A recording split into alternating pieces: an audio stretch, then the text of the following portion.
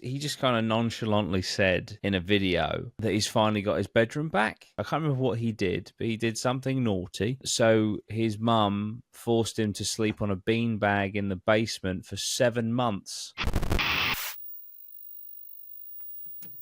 Hello, everyone. Welcome back to the Drip Podcast. How's it going? This is where we talk about true crime, we talk about paranormal, and we talk about conspiracy. We mainly talk about paranormal, but I said true crime first because this is going to be a bit of a true crime episode. However, there is a paranormal element to this, which kind of comes in at the end. But this is all about Ruby Frankie and her family, and basically how they went from this family vlogger, idyllic family on the internet, to one of the most horrific cases of child abuse that the internet has seen. So it's going to be a journey. What is the name of the documentary that we just watched? The Devil in Our Family. Yeah. And yeah, The Devil in Our Family, The Fall of Ruby Frankie. And that is a great way to sum up this case. This documentary is it 3 parts? 3 parts, isn't it, on Disney Plus and Hulu? I must admit, I was left very angry, and it's just one of those. Like, I know there's a lot of true crime cases out there. You know, I've done a hell of a lot of them, and they do leave something on you for sure. You know, it's just kind of, I guess it's just like human nature, really, and having empathy. But this one really was just like, fucking hell, man. Is it, you know, but it asks so many interesting questions. And there's a question I'm going to start with, actually, and then I'm going to ask you again at the end and see if it changes at all. What are your opinions, Bailey, Lozzie, Scott, and Maya, who are joining us today? What are your opinions on family vlogging? On, you know, I have a 3-year-old, and I'm going to film that child every day of its life for views and money. Obviously, Bailey, you are a father of 2. You have the opportunity to become a family vlogger if you want. What are your thoughts? I will not be doing that. In the short question, it's basically what I don't mind people, like, obviously documenting their days out and having a good time with their kids. And you can clearly see the ones that are doing it just to kind of have fun with their kids and then have a keepsake. And then you can see the ones who are basically using their children as money pits. And it's very obvious on certain shit. Like my eldest, he's very into YouTube at the minute, and he does watch some of these channels. I'll tell him to turn off shit. But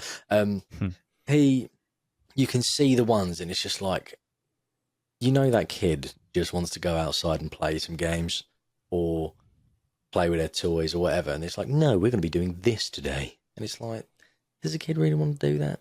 Do you know what I mean? Like, and how much, like, I mean, fair enough, they probably earn a hell of a lot of money and get to, like, do lots of fun things with their kids. But how much enjoyment does the kids actually get from it? Or not even enjoyment, like, from what all the work that they're putting in, how much are they actually taking out for themselves? Do you know what I mean? If that makes any sense. I mean, we'll kind of go through this chronologically, but you have hit the nail on the head already, because basically the documentary is fascinating because it doesn't use like the videos from the channel. It uses all of the raw footage. So you see like the fuck ups, you see the bits between, the bits after they've cut, and all of the rest of it. Like, there are bits where she sits there with her son who doesn't want to be filmed because he's been filmed for the last 5 years of his life and he's fucking had enough. And she's like, you know, she just like asks him a question and he doesn't answer it how she wants him to. So then she like screams at him and tells him to like pretend to be happy because this is what pays the bills and shit. Well, I think that's kind of like the other issue with family vlogging, in my opinion, is that it sets such an unrealistic example of what family life is and what having kids is. Like, it's not all sunshine and roses 100% of the time, and these family vlogs really paint it out to be like that, but they don't show you the in-between scenes when they're screaming at their kids because they're doing something wrong. And obviously I'm not saying that all family vloggers are abusive or whatever, but it's the same with all vlogs and all influencers. They show you the spotlight, and then it makes people feel inadequate when they don't live up to that perfect life that is being shown on the internet. That goes across everything though, like including Instagram. Like people aren't going to be posting pictures of them like stuck up in bed with the flu. Yeah. You know, people are going to be posting themselves with loads of friends at an event and doing all the fun things. It's like, oh, I wish I could go to Dubai and do all these cool things. It's like, yeah, no, but that's like a small snippet of that person's life. Yeah. Yeah. And also, like Ma was saying there, like, you know, they were doing everything for content, right? So even like days out to the beach and stuff, like they couldn't just relax and like kick back because everything had to be for the video, for the content. Yeah. And it does, you know, sometimes detract from, you know, what you're doing, obviously. And it was deeply affecting the kids. But like the biggest thing on top of that with this case specifically was basically the mother's descent into just fucking hell, man. Like she was already very strict, and that was actually one of the air quotes to appeals of the channel, was that like it's a family vlogging channel, but she gives like, you know, parenting tips and she's quite strict and all the rest of it, but it, you know, she has this loving family, so therefore it must work. Although what comes out of it the other side years later is absolutely far from it. Yeah, I think that's a really big thing with this case in particular, is how much of it was online and nobody did anything. These parenting tips, even in the very early days of this case, and I don't know if you're going to mention some of them, so I'm not going to say anything, but they were just shocking. And it's like all these people were followers of this channel and no one did anything. What is the channel name? 8 Passengers. 8 Passengers. I'm going to look because that's not on YouTube anymore. No, I'm going to look at their. I see. I'm going to look to see if I've seen them before. Oh, right, yeah. So, and it's because they've got 6 kids, so two parents and 6 kids. They got absolutely massive. Like they said that at one point, from ad revenue alone in the early days, they were making 20 grand a month. No, it peaked at 100 grand a month. 100 grand a month. Yeah. They were the YouTube cover photo for like Mother's Day. She was YouTube posted her on YouTube's Instagram for Mother's Day in like 2018 or something like that as the best mother of, you know, which is like, fucking crazy when you hear the rest of this case. Yeah. Which we will get into very shortly. I just want to hear Lozzie, Scott, Maya, your opinions on family vlogging. I don't mind. I guess so, yeah. Lozzie, what's yours? I don't really like it. You can take, I mean, this case is an outlier for how extreme it can get. But even I can't remember what the channel's called. It's massive. I don't know if it's still massive now because he would have grown up, I'm guessing. I know exactly you're thinking of. Is it Ryan's Toy? Ryan's Toy Reviews. Yeah, Ryan's World. Yeah. And he'd get literally, like, you don't know, because exactly what Maya was saying, how much is cut out. Like, his entire childhood could have been playing with stuff that he's forced to play with for monetary gain of the parents. Or it might have just been as innocent as like, oh, you get to play with this today and we get money for it. And he's happy to do that. But because you can edit it, because it is then put online as any other video is, cut up into the highlights of what we all do.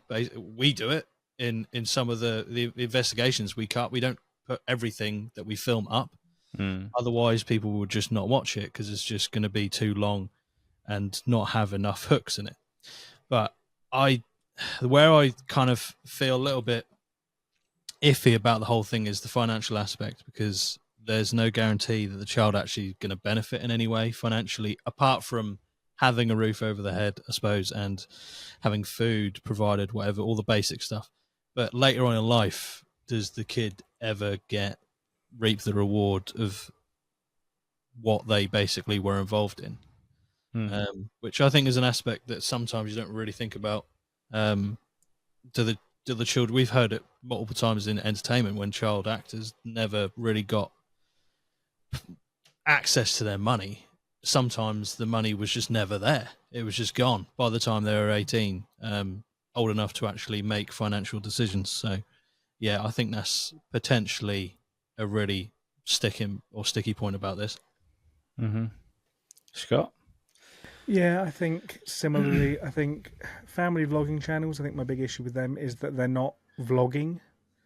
They are, like you say, they're kind of snippets of what they want you to see, as opposed to the point of a vlog is you capture everything, and then you share everything. You don't kind of pick the best bits and just go with that to an extent.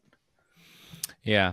I mean, I think the biggest thing for me is like you're essentially, if it's not all happy, you are taking away a child's childhood for entertainment purposes and for monetary gain, which, we'll get into the case now because it's like, these kids weren't having a fun time at all. Well, definitely not towards the end, but in the beginning, even so.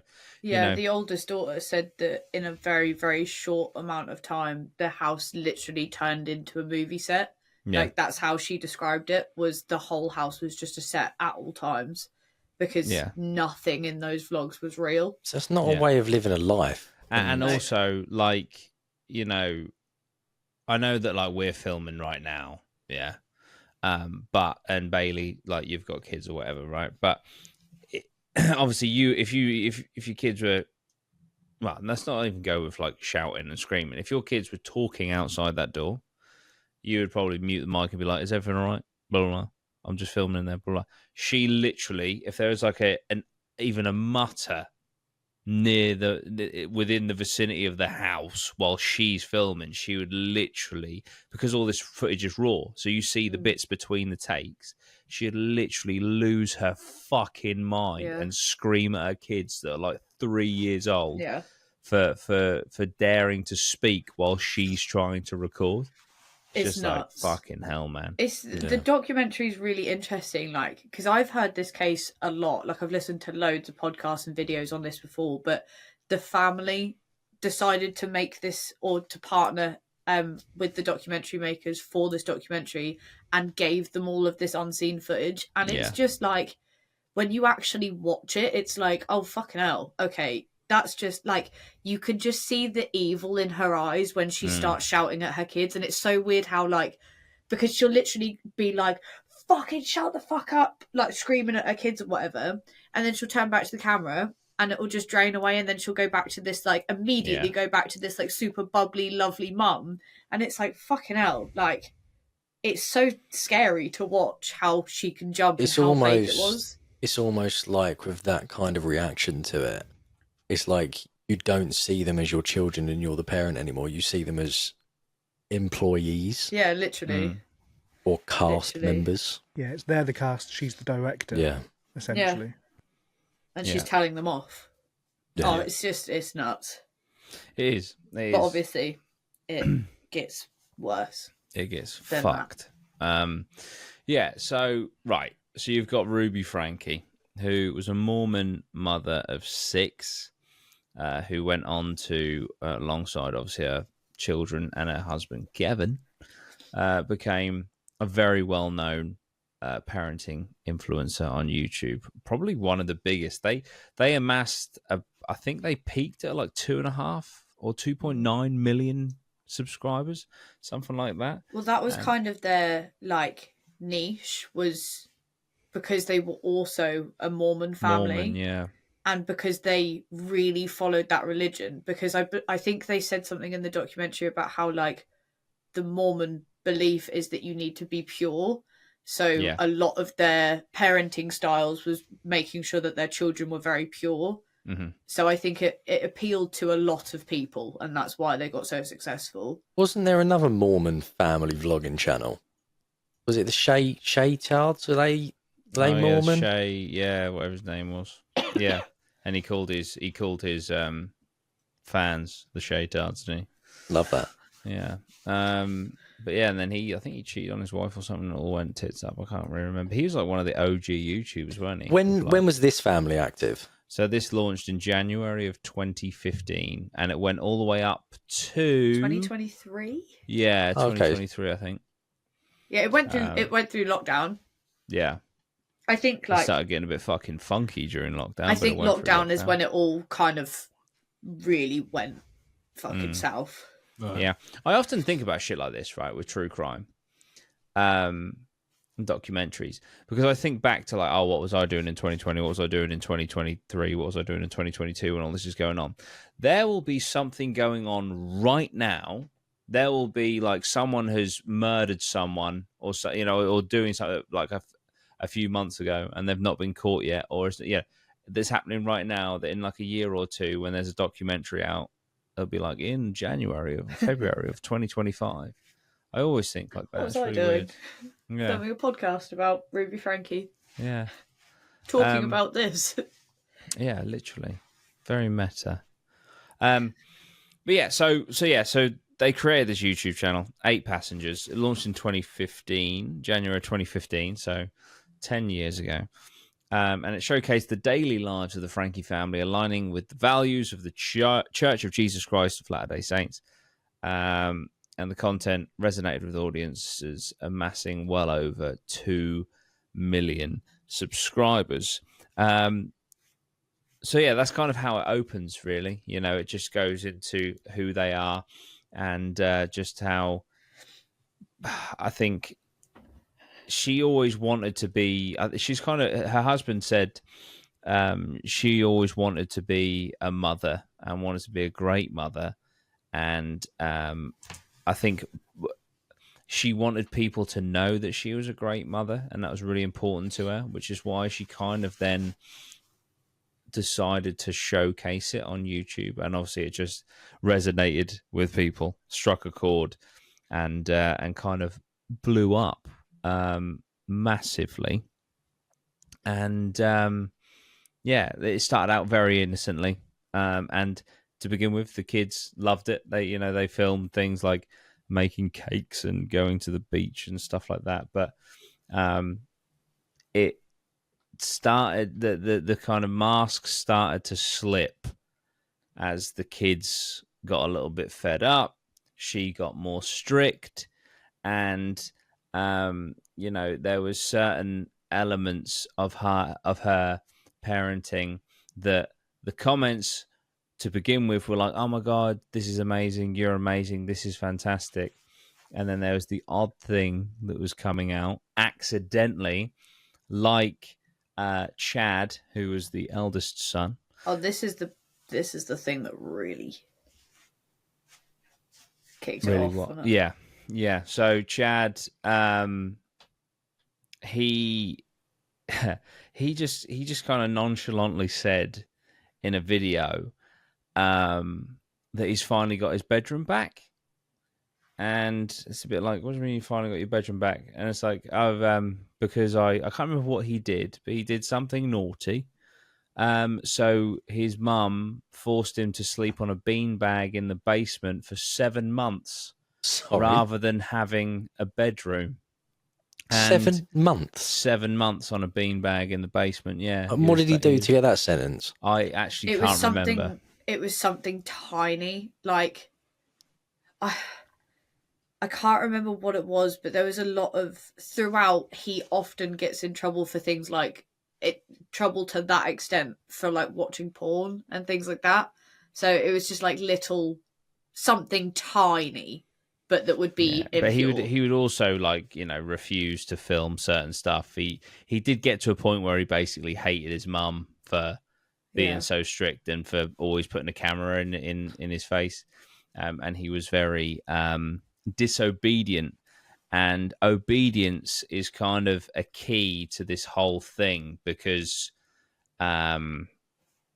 well, you'll see shortly what Ruby believes causes disobedience, which is where it goes a bit off the rails. But yeah, so this was the first thing. And like, obviously that is horrendous. You know, taking away your child's bedroom for 7 months, making them sleep on a beanbag. But obviously it fell under Ruby's radar or their editor's radar because this just went out. And this is when they started to get backlash. This is when in the comments people are like, what the actual fuck is this woman doing? What do you mean she took her child's bedroom away? That's absolutely crazy. Did they not edit their own videos?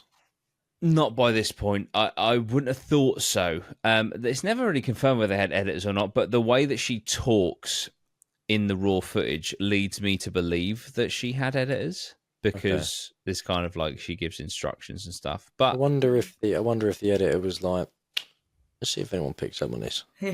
Yeah, very true. Another thing that happened was one of her daughters, I think, forgot to take her lunch to kindergarten, which is like nursery. And So, like 4 years old? Yeah. And Ruby refused to bring her daughter another lunch in, calling it a lesson in responsibility, wanting to teach her daughter through starving her that she shouldn't forget her lunch, and that if you do, you go without.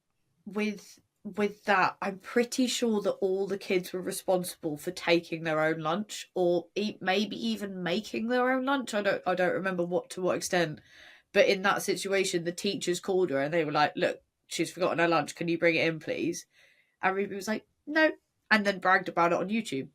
And everyone was like, "Pardon?"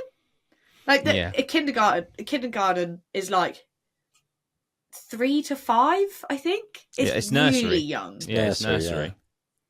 So the fact that was her responsibility in the first place is crazy. Yeah, it's the same age as my youngest. Yeah. Could you imagine if his teacher called you? And was I took him to nursery a couple of weeks ago. Got back and saw his lunchbox on the side, so I immediately got back in the car and took it straight back to school. See, what you should have done was picked up a camera and filmed it, and then posted it online. Should have done that. Yeah. So those are two things that kind of like were all of a sudden this isn't all as it seems, and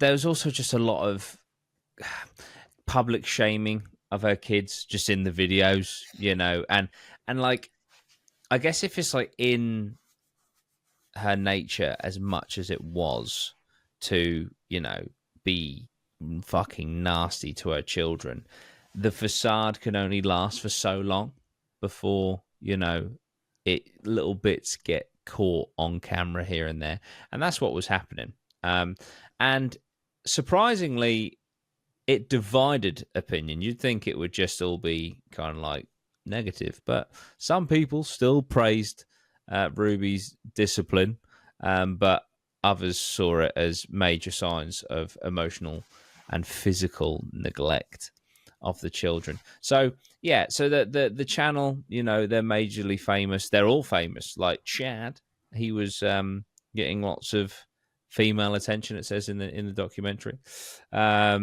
Admittedly, he was a young teen, but like, he's like, you know, 14. Yeah, but like all these like cheerleaders of a similar age, he's like taking pictures with them and stuff. He's sort of like really good at sports and stuff. So yeah, he there was that side of it for him, but he also just, you know, wanted to be a normal kid when he went home, and he never got that.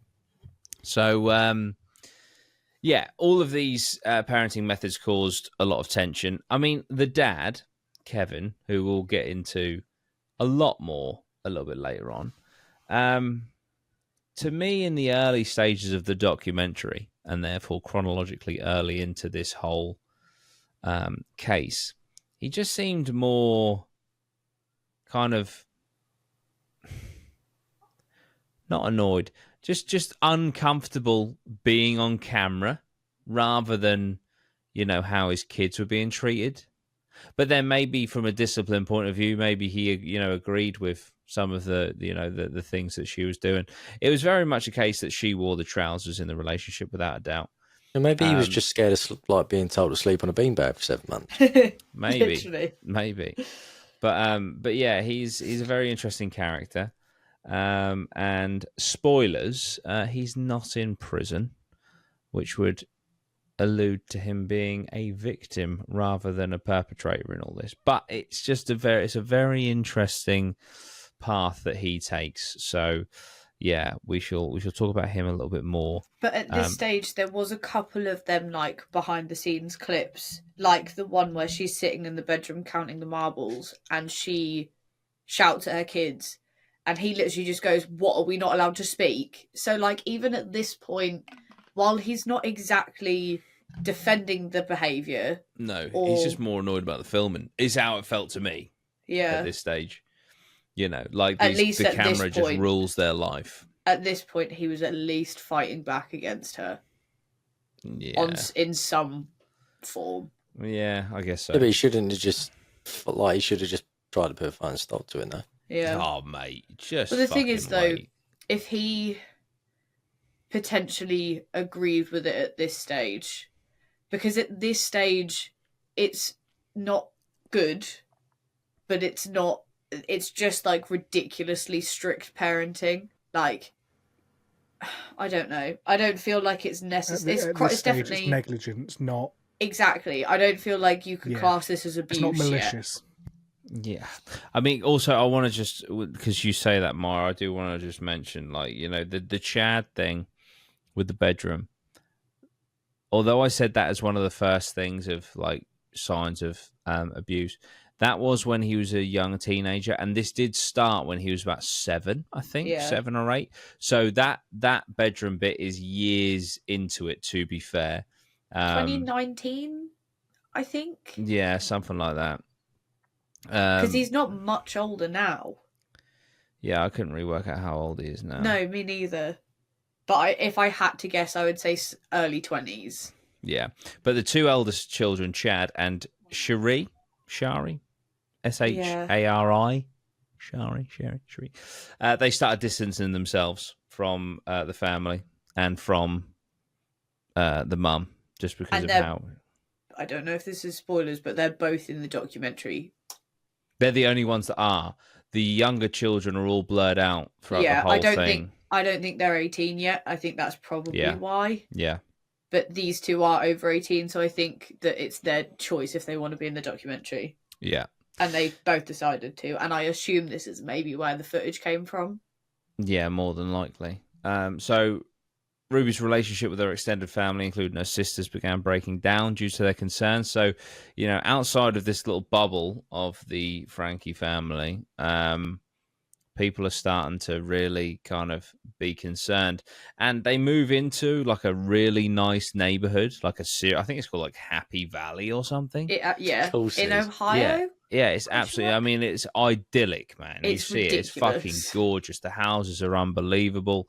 Probably about fucking 200 grand each because they're made of paper, but that's America. It's like at the bottom of like some mountains. Yeah, like it's unbelievable. Proper sunny, like proper huge, like 8-bedroom houses, and the whole like the whole place is like a proper community. Like everyone is friends with each other. Everyone fucking looks after each other's kids. Plays soccer together. It's like that kind of place.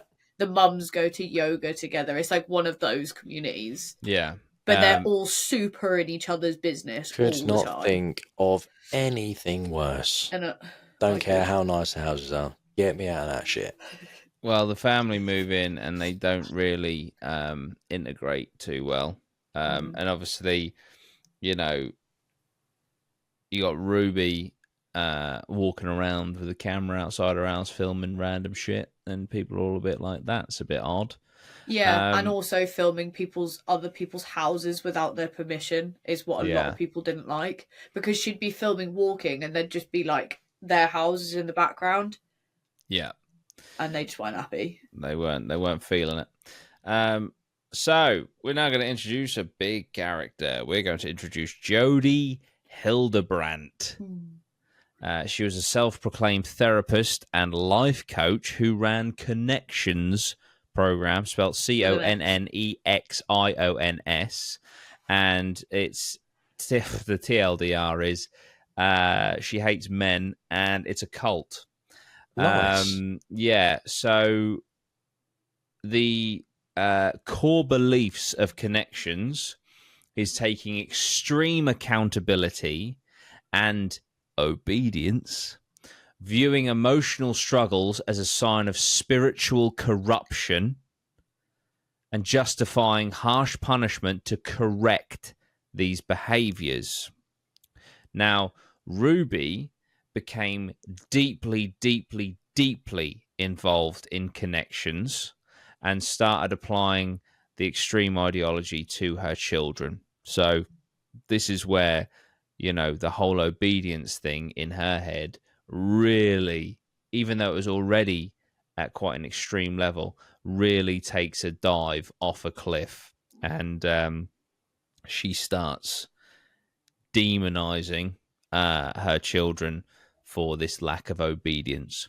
And because of her influence and because of how big she was, you know, 2.5 million subscribers or whatever, she was able to go into this program, Connections, which had, you know, like wellness retreats for people. There was like group sessions, which were like, you know, where there'd be like loads of ladies in a room and then they'd talk all about, you know, just all of the, you know, taking accountability for you, you know, and all the emotion stuff and all that sort of stuff. And then there'd be men specific groups where like they'd have weekly online Zoom sessions where essentially you'd have a load of guys in a Zoom call and Jodi Hildebrandt would just be on there berating them, is what Literally. I kind of gauge from that.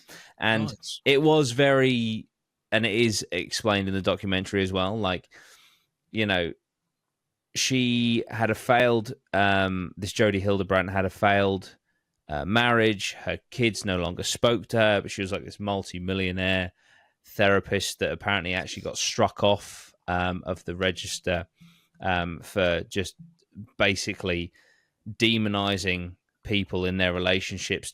Even though she was like a relationship therapist, would turn you know, the wife on the husband or vice versa. She was basically making it her life's goal to make people as miserable as she was. I was going to say, so she was giving people advice on stuff that she's failed in. Yes. Mm-hmm. And she made millions from that. Yeah. So, yeah, because she essentially became like this cult-like leader. Yeah. That just had such extreme beliefs. And then there was people out there that needed, you know, guidance, I guess, and needed something to believe in and something to follow. And they just got swept up in it. And but yeah, like she was outed by another therapist that she brought on, this guy she brought in to, I think, help her or like, you know, work with her. And he started picking up on what was Happy Valley. I think so, yeah. Yeah. And he picked up on like what she was doing and how damaging what she was doing was. But like Kevin, the husband, was part of the you know, weekly men's group where she would literally just basically say like all of your problems are your fault, all the problems in your relationship are your fault, all the problems in your family are your fault. There's like screen recordings of these meetings. Yeah. Specifically the one where she really goes in on Kevin. Yeah. And it's just nuts to like watch what she's saying, and then you can just see him on the call just like nodding along as if why like, the she's fuck totally would correct. he sit there and just listen to that? Oh mate. At this point he's so beyond brainwashed. Yeah. It's nuts. This is where what's his name? Kevin? Yeah. Kevin is the splitting point of the opinions of this case, because you either feel sorry for him or you hate him. Yeah. And so I'm absolutely baffed by that. yeah, and it's only going to get worse. I'm intrigued to know your opinion at the end of it, to be honest. So let's get there. So we'll go. So because I know this is very long. I mean, this is like 3 hours of documentary we're trying to condense here, but we'll get there and then we'll have a good discussion about it. I promise. So yeah. So it's also important to note. So I'm so sorry. It's important to note that therapist that was involved ended up having to do therapy for a lot of the men that were in this program because they came out of the program so messed up and so damaged and so depressed and anxious and just with no purpose in their life because of what she'd said to them in this program. But then there was the other men who kind of took it and ran with it and just it became who they were and they just became these like obedient people. What the fuck? Yeah. So like I was saying, Ruby became very deeply involved in this connections thing, and because of how many subscribers and stuff she had, how much influence she had, she could because obviously, you know, I'm not saying that it was Tony Robbins-esque, but like you had like coaches and stuff. So she was a therapist, and then you'd have like coaches and team leaders and stuff within that. And this Ruby woman was able to go in basically straight to Jodi Hildebrandt's like right-hand woman, you know. So she became like the face of this connections thing because of the influence that she had. And this led Ruby to begin like cutting off her children from outside, cutting outside influences off from her children, believing that they needed to be purified because they were disobedient, and therefore because they were disobedient, you know, they had spiritual corruption. And she began to believe, and this is where the paranormal element came into it, she believed this disobedience was caused by the possession of evil spirits, and they had to suffer in order to repent and in order to get these demons out of her children. Now, basically, why didn't the father stop this? So, a few things happened. Jodi Hildebrandt moved in with the family. She moved out of her millions and millions of dollars mansion, moved in with the family because they were so close. There is alluded to that Ruby may have had a lesbian relationship with Jodi, but we won't go into that. But Jodi turned up at their house because she believed her mansion was haunted by evil spirits.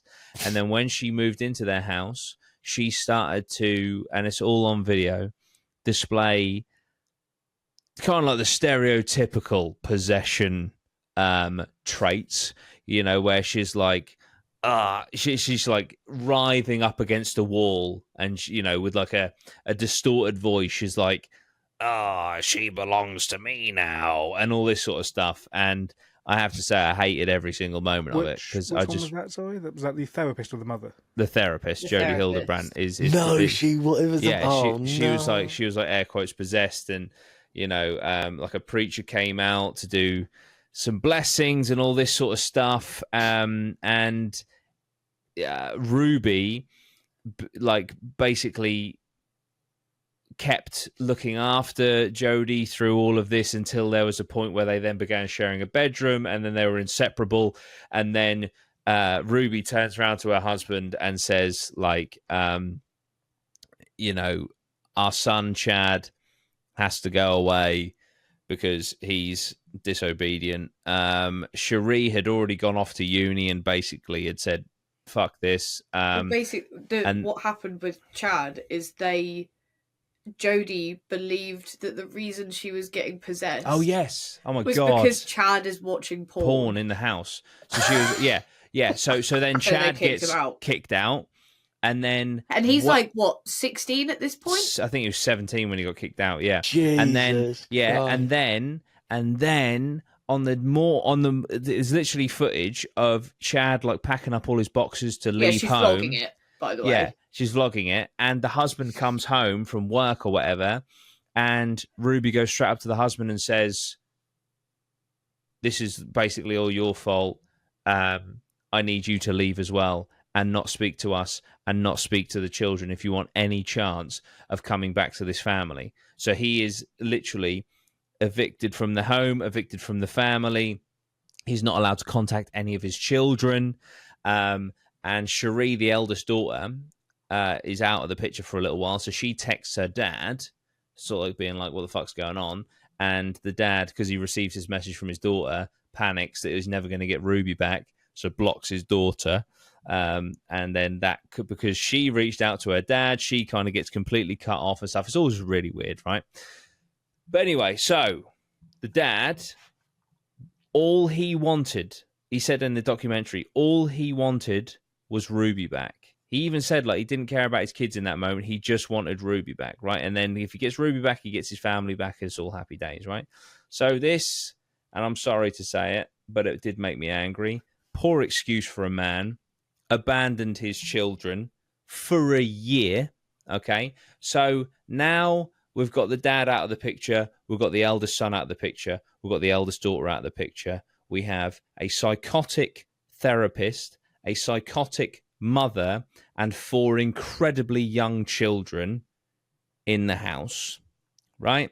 And by this point, the 8 Passengers YouTube channel has been rebranded to, I think it was Mothers of Faith or something, which is like a collab between Jodi and Ruby, where they're just spouting like crazy stuff. They've gone like overboard, extreme in all of these beliefs and stuff. And then the documentary, if I'm not incorrect, which I don't think I am, I'm now going to fast forward to the ring door footage. No, not yet. The neighbours noticing that the kids were left at the house yes. for days on end. Yeah, so basically they're seeing the cars leave the home, and then when they're like walking past or running past or walking their dogs, they're seeing like little children's faces in the windows. And then, like, you know, but there's no cars, so presumably they've been left by themselves. And so they get concerned, they call the police turn up, they're not allowed to go inside because a judge won't sign off because the witnesses didn't say that there was any signs of physical abuse. So the judge wouldn't sign off to allow the police to break into the house to see if those children were being left alone or not, which is fucking mental. And even one of the women, caseworkers that were talking with the neighbours who were making these police reports was like, we know there's something going on in there, but legally there's nothing we can do. And one of the neighbours breaks down because she's like, I should have just lied to the police and said that I saw physical abuse, because then they would have got in there and helped them. But they didn't. And so even though they were seeing all this stuff, you know, they couldn't do anything. They didn't do anything, and the children suffered for it. Where it's like the dad knew, the older siblings knew, but you can't blame the older siblings. They had no idea what was going on. At this point, Chad was still doing weekly calls or like daily calls with Jodi. It was weekly calls, wasn't it, with that therapist woman? While he was at uni. Or college or whatever they call it. He was still doing the weekly therapy sessions because he loved Jodi so much and he knew that she was right. So even the eldest son, being at an age where he should know better, did not know any different because it's how he grew up. But at this stage, the dad, the neighbours and the police knew that this was going on. No, I don't know if the dad did, because he was completely out of the picture. He was literally a hermit in his own flat. True. So the kid went to college and still had these therapy things with this woman where she just abused him for like an hour. Yeah, because he was so desperate to get the love of his mother back that he would do anything at that point. I don't know. I didn't pick up on that. That's exactly what he says. What, he wanted the love of his mum back? Yeah. He was like, I would do anything to get Jodi and my mum to love me again, is what he says in the documentary. Why did he give so much of shit about this Jodi woman? Because she became like this weird, like, culty mother in their family. Yeah. But yeah, so just on that, do we think the judge was in on this mysterious cult, or do we think that's just incompetence? No, not at all. It's just that there's, I guess, it's just following the letter of the law, and if they didn't exhibit physical abuse, there's nothing to say that there wasn't a parent in the house and the car had just driven off with someone else. So I guess there was nothing that they could do. Yeah, no, Yeah, it's fair. quite easy to say that one of the adults left and with the car. And the kids wouldn't open the door either. So the police obviously turned up, were knocking on the door, but the kids wouldn't answer. How old were the kids at this point? 3. They're still very young. I don't know how old they were. I don't know how old the other 2 were. I know the little boy. The little boy that we're going to talk. No, not yet. The little boy that we're going to talk about in a minute. He was 12. Okay. And I think he was one of the younger ones. I don't know, because this was over a 10-year period. Yeah. So I do think that they were probably like 8. There was a younger sister, and then the younger boy was the 12-year-old. So I reckon they were like 8, 12, and then maybe like 14, 15, something like that. Because, but yeah, so obviously they don't go into too much detail with the other kids because they were like, protecting their identity and stuff like that. So yeah, and then one day, there's some Ring doorbell footage, and this is actually how the documentary opens. Is you see this emaciated 12-year-old boy, like literally bones for legs, walk up to this door, which was Jodi Hildebrandt's neighbor, because they'd moved back to Jodi's house, and that's where they were being held captive. The 2 younger children, because they were the disobedient ones, they were the possessed ones. And he managed to escape. At this point, they'd split the family up. So they'd all moved. No, I don't think I've explained this very well. So basically, right, Chad and Cherie out of the picture. Dad out of the picture. They're the eldest ones, right? Yeah. The youngest 2 children. Yeah. Chad's got a flat on his own. Cherie's got a flat on their own. None of them speak to each other or the rest of the family. Yeah. Okay. The 2 youngest children are very disobedient, naughty little shits, kind of, just typical children, right? But obviously they viewed disobedience as a form of possession. The 2 middle children, I think they were fine, because basically the police ended up finding them. We're just going to fast forward to when the police got involved. The police found them at friends' houses, and they were with no signs of like abuse as damage, such, other than obviously the psychological abuse of So all of the children were described as vacant by everyone in the documentaries. Like they never smiled, they were never playing outside, none of that. They were just completely like shells of children. Yeah. So now we're up to date. The youngest boy escapes, walks to the neighbor's house. An old man answers, is obviously incredibly concerned, calls the police, and then that's it. Like the floodgates have now opened. Armed police storm Jodi Hildebrandt's house, arrest her immediately, go through the house, find the youngest daughter in one of the bedrooms, and these kids have been bound by rope. They've got like duct tape around their ankles and their wrists, where they've had rope burns from being tied up.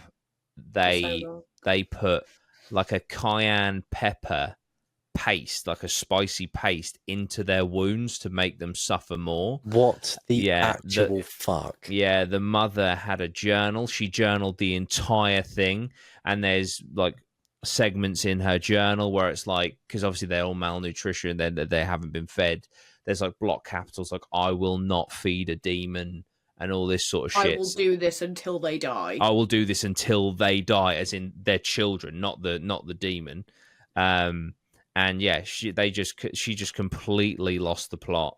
Genuinely believed her children were possessed, and she was calling them like serpents, saying that they were filled with snakes, all shit like this. Yeah. And the paramedics that picked up the children from Jodi's house said that the wounds on their wrist and their wrists and their ankles were so deep, and they were so skinny that you could see the tendons on their ankles and their wrists. You could, They said they described like seeing the boys, like you could literally make out the boys' Achilles tendons. Yeah. Because he was so thin. You watch that Ring doorbell footage. I've just looked at it now, and it's where he walks up to the door. He's literally a skeleton. Like he is so skinny. Literally. Yeah, it's awful. And that the audio recording of the police call from the neighbor, he's like an older gentleman, and it's so sad because he's just like breaking down on the phone because of how awful it is what he's seeing. Yeah. And then to find out that the mother did this to her own children, and then to read the journal, so you literally read what she was thinking. And it's so bad. And for the detectives, it was very handy. She dated it, and it was daily, so they knew exactly what she was doing. She wasn't ashamed, though. No, she wasn't ashamed of what she was doing. The right thing. But so Jodi's been arrested. The kids have been found. The mother hasn't been found yet. The mother calls the dad and says, "This is it." After a year, hi, this is it. This is your chance to make your way back into the family. I've taken some extreme precautions, but I knew that what I was doing was right, and blah, blah, all this sort of shit, and it's all been misconstrued, and they don't understand. I need you to go to the police station and pick our children up. And in the documentary, he's like, I was just so excited to be able to finally get my family and my wife back and all this sort of shit. And then he gets... She was also on the phone. She was like, don't listen to what the police say. Don't listen to what the kids say. They're possessed and they've lied about everything. None of it is true. Yeah. And so then he gets to the police station, and he is obviously, detained, and he explains his situation. They explain what the actual situation is. He's rather surprised, but he's still kind of not believing the police in moments. It's weird. It's almost like you watch them, because at this point he has no idea what's happened. Yeah. And you watch the police interview where they explain how bad the situation has got, and you almost watch him like descend into like, fuck, what has happened? Yeah. And then you see like the like brainwashing kick in, and then he goes, this can't be true. Like, there's no way this is true. Yeah. So it's like he almost gets to the point of understanding how fucked the situation is, and then it's just gone again. And he's like, it's not true. But eventually he does realise the gravitas of the situation. Eventually.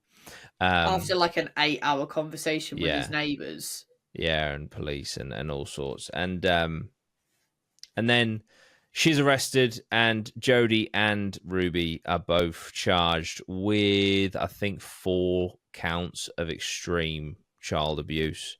And I believe they're both serving 30 years in prison. Yeah, I think the children have been taken into protective services, so I don't believe they're with dad anymore.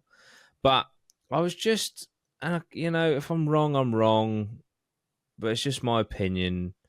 I was just left so fucking angry with the dad, because mate, because I don't know, because you weren't strong enough to stand up for yourself, and stand up against. I understand it probably wasn't as straightforward from his perspective, but I just think that he let those kids down, and I just can't believe that.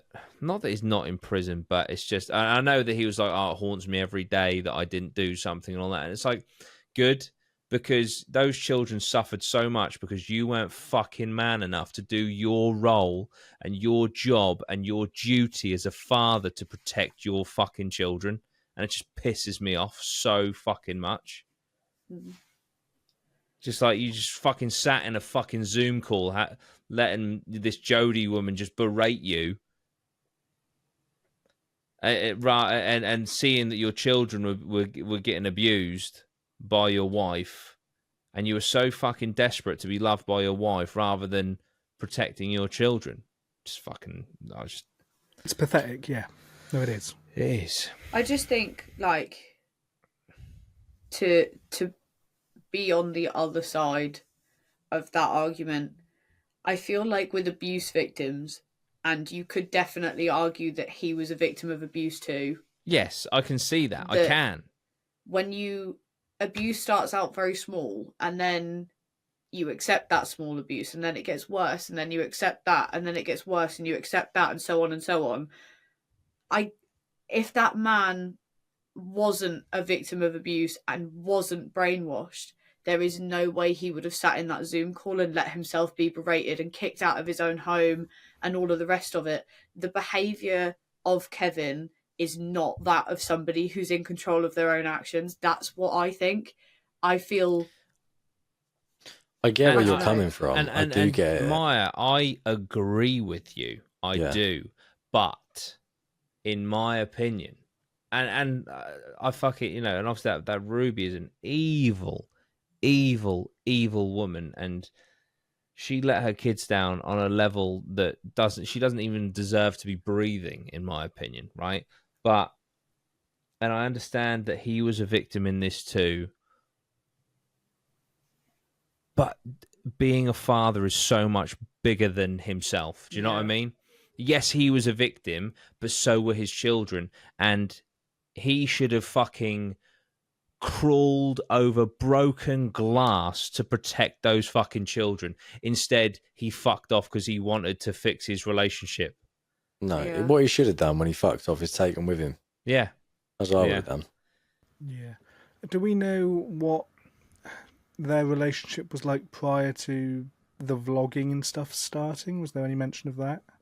The Briefly. relationship and the family relationship and dynamic seemed brilliant in the early vlogs. Yeah.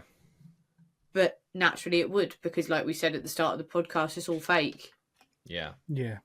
It's one of those, do we think he was potentially brainwashed prior to the vlogging starting in the relationship to a degree? I think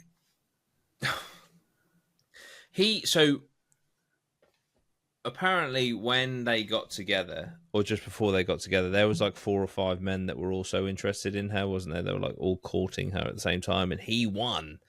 And I think he always kind of felt like, he got the prize and he was punching his heart, and like she was put on this pedestal, which is, fair and, absolute, but do that for your partner. Mara put you on a pedestal, absolutely. But if you abused my children, that respect wouldn't let it happen. So it's just, I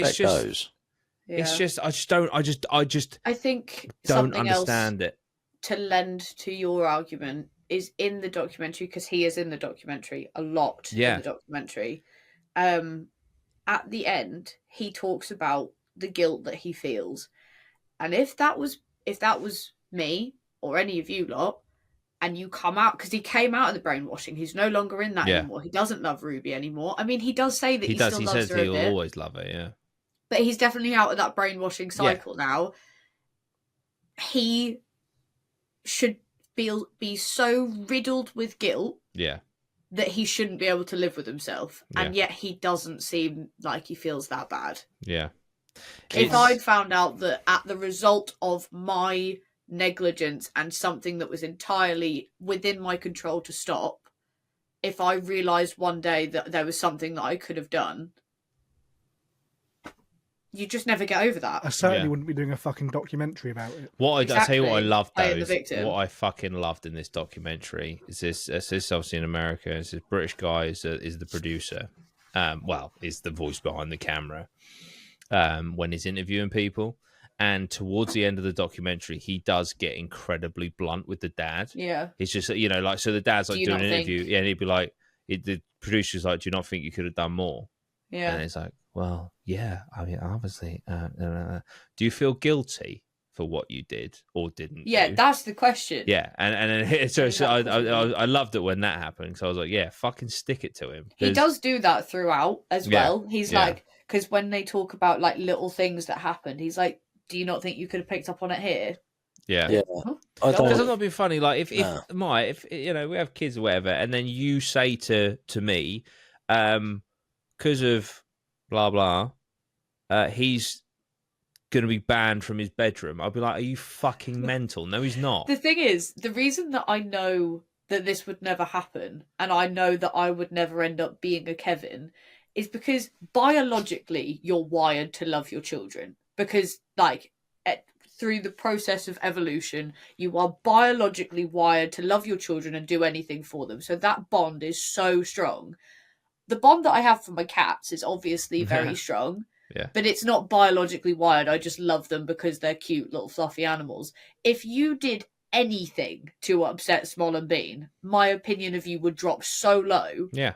You know, if you, I don't know, not even to the point of like hurting them, but if you were just like, no, we're not leaving biscuits out for them anymore because they smell funny, I'd be like, or they brought a mouse in so they're not allowed in the bedroom anymore, I'd be like, fuck off. Jordan's no longer feeding them because they decided to scratch your door.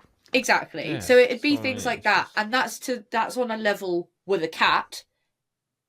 If you then did that to our child, who I'm biologically wired to to crawl over broken glass to protect, as you said. That's the thing. That's the thing, right? So if you take the children out of the equation, dude, you're a victim, you're a victim, and I am so sorry for what has happened to you.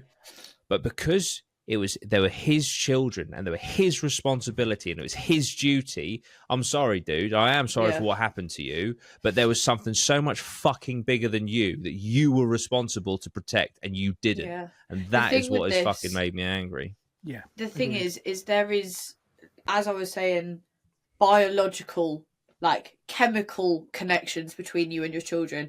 The people that end up abusing their kids don't have those emotional, chemical, biological connections because, you know, like women that end up abusing their children don't have that. They don't have that wiring. Therefore, if he was able to become this person, he didn't have it either. And I think that he was probably just as bad. He just didn't get to that point. Maybe. Yeah.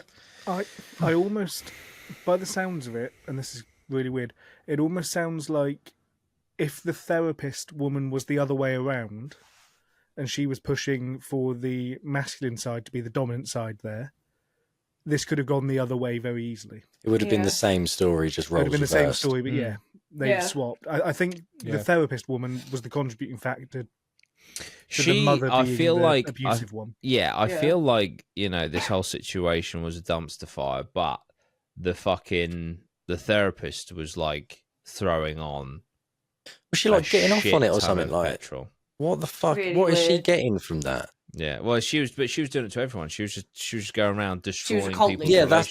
That's what I'm getting at. What is she gaining from? Like, is that? Well, that the other therapist said that he believed that she was just trying to make people as miserable as she was. Yeah. So did she Because pass she all lost of her husband. She lost, her That's what husband it left was her. Her then. kids didn't want to speak to her anymore. She had this massive fucking mansion, like, you know, fucking Huge. massive living rooms, massive sofas, all that, and then she's just in it by herself. The weirdest looking fucking serial killer's mansion you've ever seen as well. Like, Yeah, it's really weird.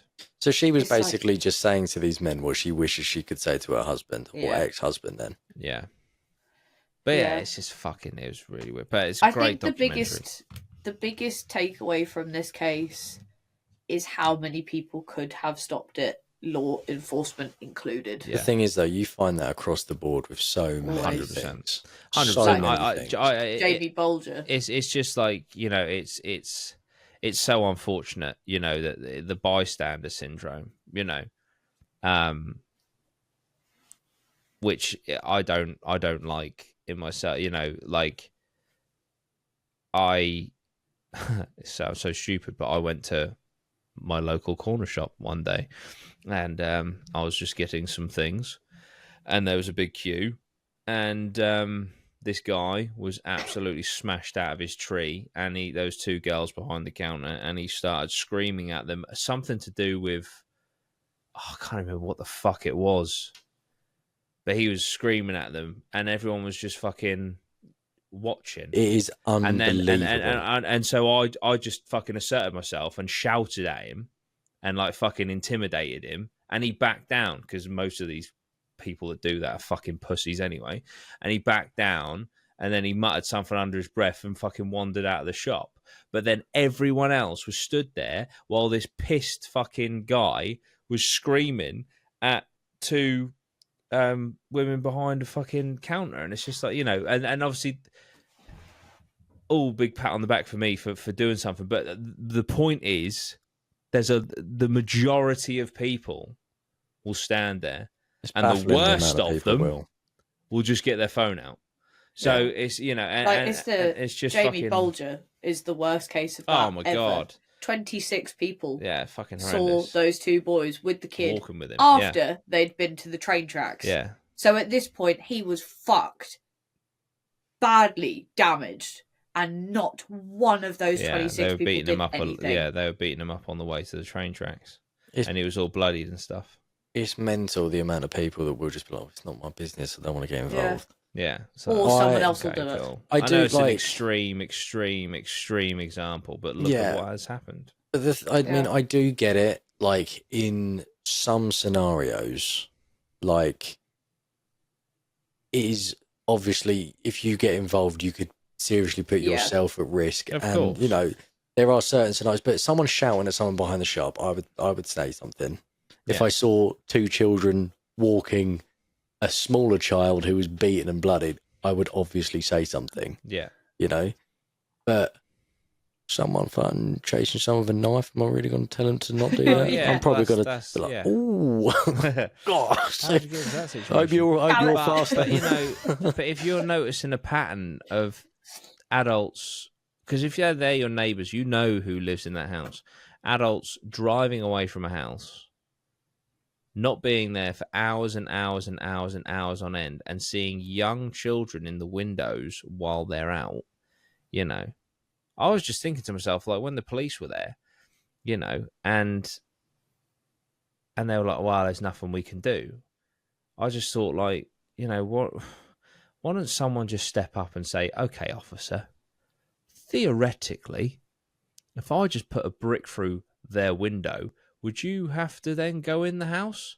Or if I try to boot the door in, would you then have to go in the house?" You know, just something. Like, is there any way? Because there are children in there alone. They're very young. What can we do here? And then obviously, I know the woman did regret it, but you know, when the person did say there's nothing we can do because you haven't reported any signs of abuse, Physical. it's kind of like Okay, well, wink, that's also wink, then- nudge, nudge. You Yeah. dumb Yeah. cunt. I wouldn't be able to accept that as a okay. I'll just go back to my daily life. Isn't it? Yeah. It's just No, I'd go Like, back to my I know daily those life children. and call yeah. them again and say, "Oh, I've seen him at the window again, but this time they look like there was abuse." It's Yeah. like this one's like this one. One's Yeah. got a black eye. Yeah. I've just seen physical abuse. Yeah, I've just seen it. It's Go check you now. know. But the sounds of it, these people then just went, "Oh, you can't do anything. Okay, I'll go back to my gardening." Yeah. If Yeah. I was dead 30, like 100% knowing like that child in there is at risk and in danger, I would go back the next day saying, "I've seen it again, but this time there was abuse." 100%. Yeah. I wouldn't Yeah. just Let's be not like, forget, "Oh, I can't do anything." No, their behaviour was documented on YouTube. Like, it's not even like, oh, I wonder what's going on in that house. It's, I've seen those kids on their own, and that's been backed up with the fact there's a YouTube channel where she describes how to abuse your kids. Yeah. It's all very dark Yeah. and very frustrating. But, Yeah. you know, justice has been served to Jodi It has. and Ruby. And Interestingly, the oldest daughter is Oh, yeah, she's campaigning. campaigning against family vloggers. That is Yeah. now what she does yeah. because she's seen the dark side of it. Yeah. And in truth, if you probably looked at every family vlog channel ever, I would say 90% of them are completely fake, and it's not remotely happy behind the scenes, and it's just become a 100, business. like 100 fucking percent. There's like, you can tell obviously when you get to, I'm obviously not saying that all of these YouTubers who do these family vlog stuff on the more successful side of things, I'm saying like they've got the, you know, a lot of money coming in each month and a lot of subscribers, etc. I'm not saying that they all do this, but when you can see like a smaller channel, you can clearly see that they're like the difference in chemistry between a family and like something that's strictly just made for entertainment purposes. Like, I don't know, some guy and his kids go to like Colchester Zoo for the day and he's got 100 subscribers. You can tell that them kids are genuinely happy and he's just recording it for the sake of recording it. Do you know what I mean? Yeah. So Yeah. you can definitely tell the difference. Yeah, I also think there's a difference between family vlog channels that are specifically family vlog channels and channels that kind of over time make a secondary channel. Because I've seen a few where you get like YouTubers who are known for something else, who over time their family have become part of that and they've branched out. Oh, I see. Yeah. And I think they're very, going into it with the intention of having a family vlog channel where that is your only content, that is your only source of, what you need to do. Whereas filming kind of behind the scenes while doing something else with your family is a different thing. It's a tricky one. I just think, just don't get the kids involved. Just leave the kids alone. Because also, sorry, Lozzie, go on. I was going to say, just think bottom line, every time you see a vlogging channel, it's primarily a business over anything else. Yeah. So if you think there's anything dodgy that could happen in business to make it seem better than it is, I'll just always urge on that side. At the very least, they need to bring in some sort of fucking regulation. I'm not really I know vlogging, right? You're just filming activities. I get that. But if it's technically a business, if you have any other business, you can't fucking employ a child. So, good point.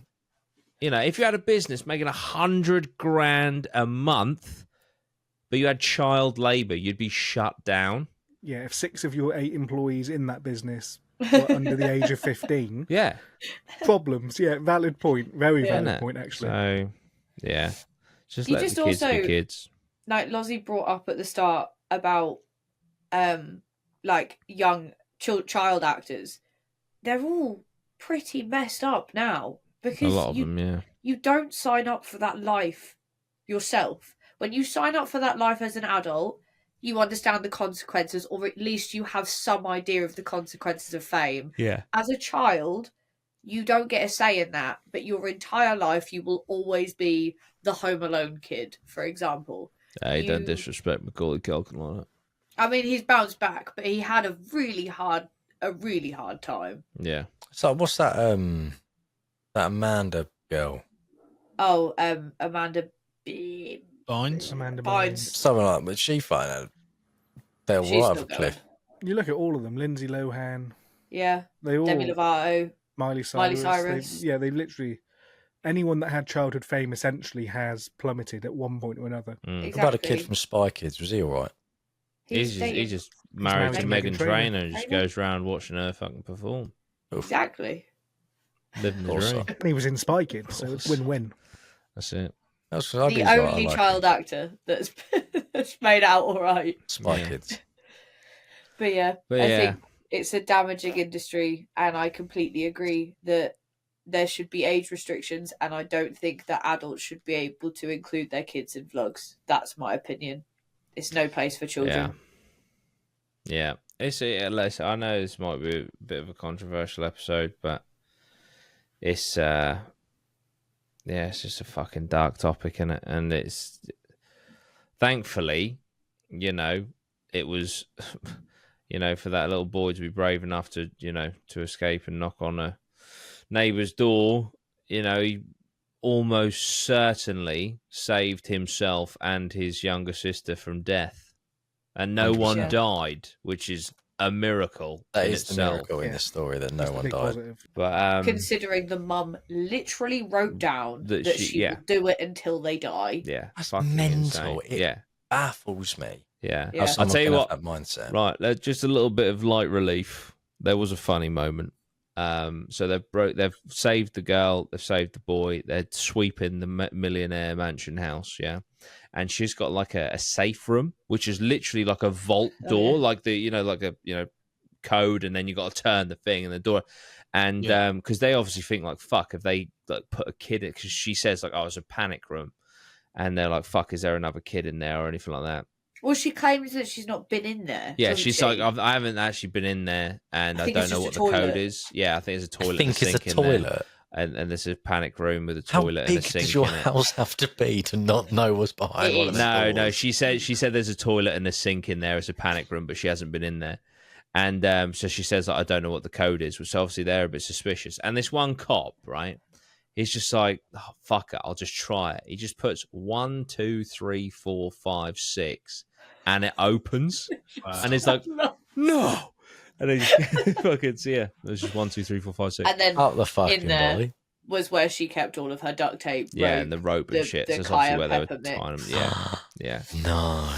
yeah. So But it was very evil. the other really satisfying moment is when the police turn up to her door, because there's obviously, you get let down a bit by the law enforcement earlier in the series, and then this moment she's on the phone to her lawyer when she gets to the door. She's like, I'm on the phone to the lawyer, you can't come in without a warrant. They literally grab her, pull her out, and they're like, her, and we're then past just this go, point now. just go into her house and search It's it. so beautiful, Yeah. honestly, watching that, because she's like, she knows that she's fucked at this point. Fucked, yeah. And she's on the phone to her lawyer, so she knows the boys got out. She knows that there's like armed police at her door as well. Yeah, they're like 10 of sweeping them. the house with fucking AR-15s. It's nuts.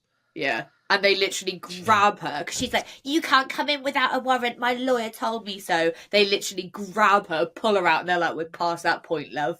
Yeah, it's great. It's great. But yeah, and then they both pled guilty to all the immediately. charges. Yeah. Yeah. Can't really get away with it when you fucking vlog the whole thing. Yeah, it's not and really and ideal, do is a it? fucking diary of all. Yeah. Dated diary and a vlog. Yeah. But I yeah. suppose the other question I would have, just quickly, is I don't know if you've seen the apple cider vinegar, Netflix. I started documentary, watching it. which is and one thing I noticed in that, explicitly every episode they cannot start the episode without telling you that the participants are not being paid for this. Yeah. I don't suppose you know if that is the same for this documentary. I'd imagine not, if they don't explicitly say it. So my point would be, where obviously they would, I'm guessing, receive a fee for the story being told. Where does the money go? No Does it idea. go to the father? Does it go to the kids? Does it go to the mother or the therapist? Because it is their story that's being taken, I suppose. Do you have to do that with documentaries? Or was it just dramatizations like the thingy, the apple cider vinegar? Because it's that woman, isn't it, who pretended to have like a brain tumor. Yeah. And at the start of every episode, it's like she is receiving none of this money. Or no money. Yeah, I'm rather. not sure. Yeah. I don't know. Maybe to the daughter's campaign against. In an ideal world. Yeah. Yeah. But there we go. I definitely recommend watching it. Even if you hadn't watched it and you've just listened or watched this, definitely go give it a watch. It's definitely a great documentary. Really well paced, well planned out, like, how it conveys all of the information and stuff, the order that it does so is fantastic. So I would definitely give it a watch. It's just one of those fucking horrific things, It's an incredibly famous case as well. It's just nuts. It's just absolutely awful. Yeah. I looked it up. I'd actually never have not heard of it disclosed. until you told me. They've not disclosed the allocation of the profits. Ah, there we go. But yeah, what do you guys think? Let us know down below in the comments. Have you watched it? Do you want to watch it? Did you ever watch this channel? The 8 Passengers channel? Or the Holy Mothers of Faith? Whatever it was.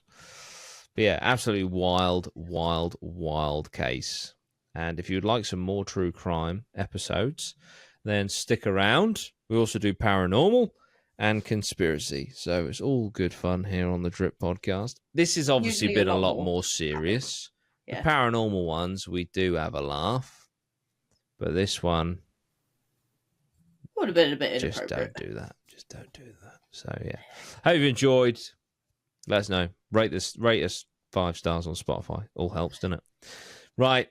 Well, from me, Bailey, Lozzie, and Scott, and Maya. Right. Feel abused. We'll see you very soon. The devil in the family. Drop out. Drippity drop. Out.